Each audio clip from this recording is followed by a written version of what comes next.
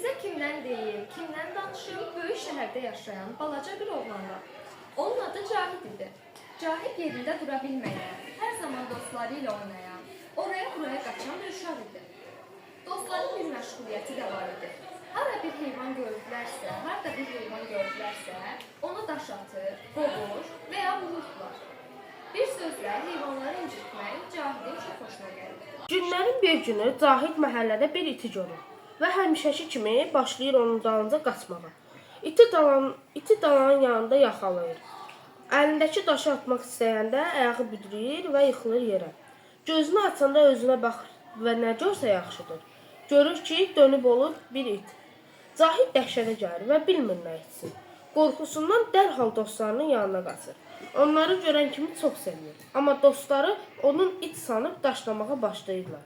Təşvişə düşən Cahid nə edəcəyini bilmir və doğma məhəlləsindən qaçıb gedir. İt olduğu üçün başlayır başqa itlərlə dostluq etməyə. Tələsmədən oxu. Fikir verir ki, itlər harada pişik görürlərsə başlayırlar hürməyə və qovmağa. Cahid itlərə qoşulur və pişiklərin dalınca qaçır. Günlərin birində Cahid də bir pişiyi qovalayıb dişləmək istəyəndə bir də baxıb görür ki, özü də pişik olur. Yenə də qorxusundan qaçır dostlarının yanına, lakin bu dəfə də uşaqlar onu görən kimi başlayırlar daş atmağa. Ondan sonra qaçır itlərin yanına, amma itlər də onu görən kimi başlayırlar hürməyə. Beləcə Cahid başqa yerlərə qaçmağa məcbur olur.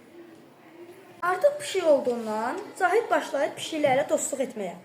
Görür ki, pişiklər haradasa bir siçan görəndə başlayırlar siçanı qovalamağa. Cahid qoşulur pişiklərə və siçanlarla mübarizə aparır. Günlərin bir günü Cahid bir pişik kimi siçanı dişləmək istəyəndə yıxılır yerə və gözünü açanda baxıb görür ki, siçana çevrilir. Qorxusundan qaçır dostlarının yanına. Dostları onu görüb yenə başlayırlar daş atmağa. Qaçır it dostlarının yanına. İtlər də onu görsək yürüşürlər.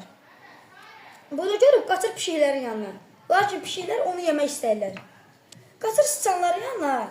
O artıq anlayır ki, yeni dostları yalnız siçanlar ola bilər. Dostluq edə-edə öz həyatını və başına gələnləri haqqında düşünməyə başlayır. Anlayır ki, bu günə kimi yaxşı əməl sahibi olmayıb. Yalnız pis işlər görür. Özünə söz verir ki, bundan sonra yalnız yaxşı işlər görəcək. Günlərin bir günü Cahid siçan cildindən çıxır, gəzməyə və görür ki, balaca bir pişik balası ağlaya-ağlaya öz anasını axtarır. Cahid çox kövrəlir, bala pişiyə yardım etmək qərarına gəlir. Cahid artıq pişik cildində gəzib dolaşmağa başlayır. Bir gün gecə yarısı görür ki, yolun ortasında yatan bir itə tərəf sürətlə avtomobil hərəkət edir. Pişik cildində olan Cahid hayküyü sayılıb iti səsləyir.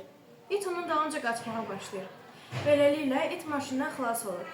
Bununla Cahid daha bir yaxşı əməl etmiş olur. Bir də baxır ki, yenidən itə verir.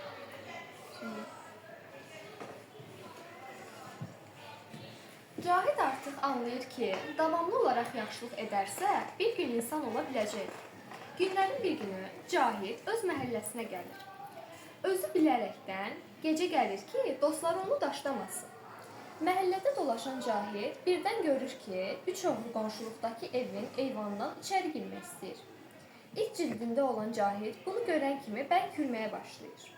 Beləliklə bütün məhəlləni ayağa qaldırır. Qonşular oğulları tutub aparırlar polisə. Cahidin dostları onu görüb qışqırmağa başlayırlar. Ay cəmaət, Cahid tapıldı. Cahid birdən özünə gəlib gördü ki, yenidən insana çevrilir. Cahid öz əhvalatını dostlarına danışır və onlar bir yerdə qərara gəlirlər ki, bir daha pis işlər görməyəcəklər. Heyvanlarla yaxşı davranacaqlar və yalnız yaxşı əməllərlə məşğul olacaqlar. Çox sağ olun uşaqlar. Bax bu nağılda, düzdür, hər bir şair, yazıcı bir mövzunu seçəndə onun ideyası olur və məzmunu olur, oxucuya çatdırmaq istədiyi bir fikir olur. Yazıcı burada sizlərə nəyə çatdırmaq istəyirdi?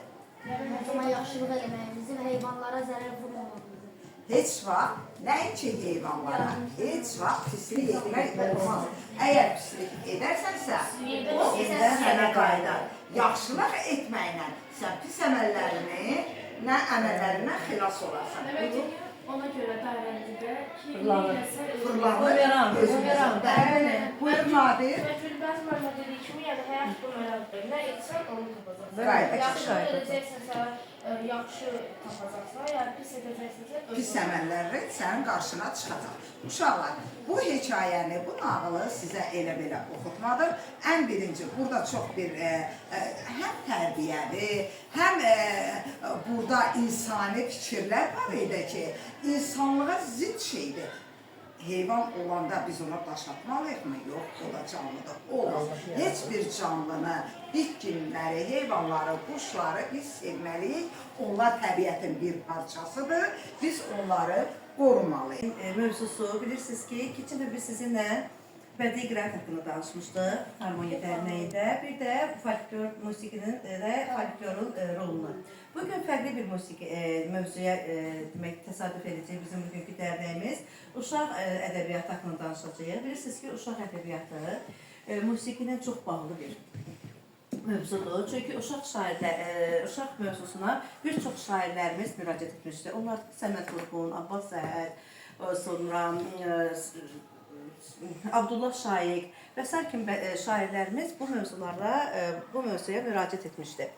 Və bilirsiniz ki, ümumiyyətlə uşaqların həyatında bu nağıllar, şeirlər çox böyük rol tutur. Və mahnının yaranmasında bilirsiniz ki, həm şeirin, həm də musiqinin çox böyük rolu var. Çünki onlar bir-birinə təşkil edir. Vəhdət, afərin adı, vəhdət təşkil edir. Söz olmasa, Nadir, nə olmur?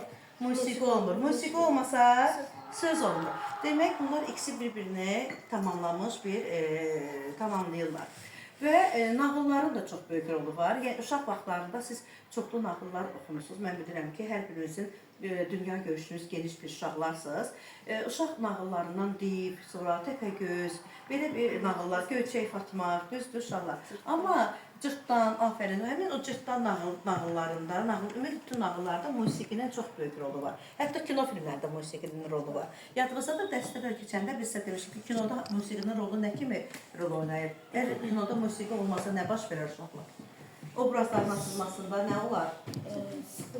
Aha, biz obrazların açılmasını aça bilmərik. Məsələn, Məşridi vaxtda, ondan sonra mühərrişində elə olmasın, bu olsun, axşam alanda və s. Amma nağıllarda musiqinin rolu, çünki uşaq yaşlarda onlara daha da maraqlı olur musiqinin, belə deyək də, musiqinin rolu nağılların çox böyük rol.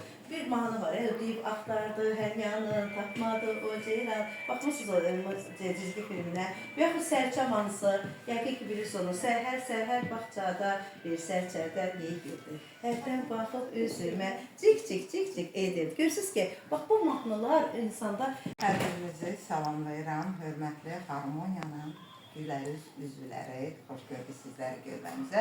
Bugünkü bizim mövzumuz ədəbiyyatımızda ən önəmli mövzulardan biridir. Azərbaycan uşaq ədəbiyyatından nümunələr. Bildiyiniz kimi Azərbaycan uşaq ədəbiyyatı, Gülbəz müəllimə sizə folklordan nümunələr gətirdi.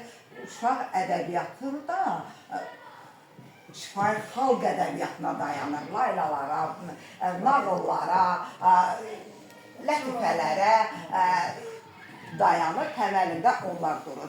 Ancaq bununla bağlı mən sizin öz fikirlərinizi alacağım. Uşaq ədəbiyyatında Mirzə Əlişbər Sabir, Süleyman Sani Axundov, Cəlil Məmməd Quluzadə, Cabbarlı, bir çox Firidun bəy Köçərli, bir çox şair, yazıcı, dramaturqlarımızın böyük xidməti olmuşdur.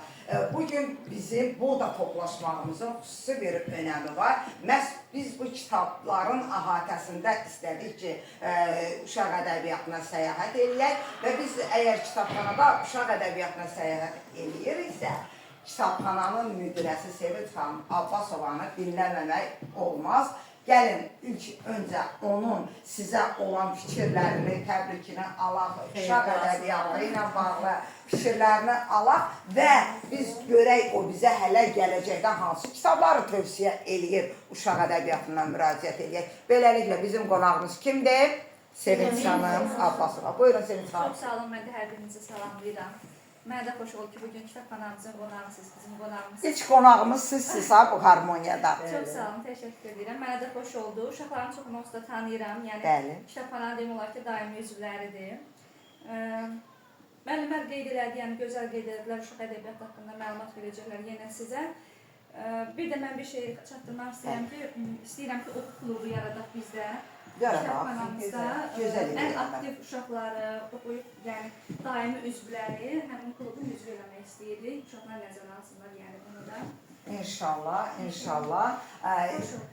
Uşaqlar, gəlin biz bugünkü qonağımızla da elə hamımız bir yerdə, biz bir çay süfrəsi arxasında öz müzakirəmizi davam elətdirək. Onda bizim Şirniyə Biz xanım. müzakirədən öncə Abbas xanımın bugün ad günüdür. Gəlin bir onu happy birthday deyək. Happy birthday oxuyaq, təbrik eləyək. Gəlin oxuyaq uşaqlar. Happy birthday to you. Happy birthday to you. Happy birthday, happy birthday, happy birthday to you. Sağ yanımızda olasın. Amin. Bizə Amin. xoş olun. İnşallah sizdə həmişə həmçinin. Həmişə daimi. İncəlik hər qəlbi qəhr edər gerçək. Gəl bu əminindən, ahından əl çək. Sən ey yazıq şerim, ey solğun çiçək, matəm dəryasan, dərd ünvanımsan. Çox sağ ol Dəniz. Gəlin alqışlayaq bir özünü.